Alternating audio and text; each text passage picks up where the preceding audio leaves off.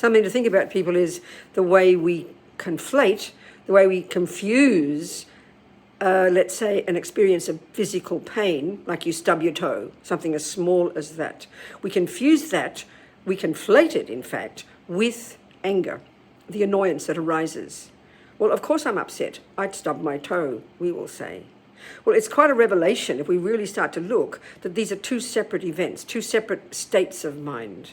The first one is the pain that arises immediately you stub your toe. But the next one is, the interpretation is, how dare that happen? And then that becomes anger. So what to do with this? Well, first we have to recognize that they're different. And especially what to do with it in situations where you can't change the experience. So let's say, in my case, I get some ringing in the ears. Lots of people have that. I'm not trying to sound like a saint, but it's been such a practical example, I can't make it go away. So, of course, it's annoying. It's there all the time.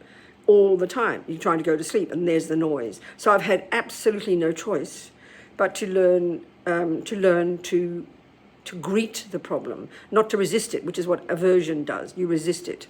And that's when the aversion arises. But to greet it. And then I've done two things. One is I've learned to accept it, and that means I've also learned to call it something nice, to greet the problem and call it something pleasant. It sounds ridiculous. And the other one is I've learned not to pay attention to it. So actually I'm surprised, but it's actually worked. It's there all the time. Right now it's there, but it's not in the front of my mind. It's there, but it's not grabbing me.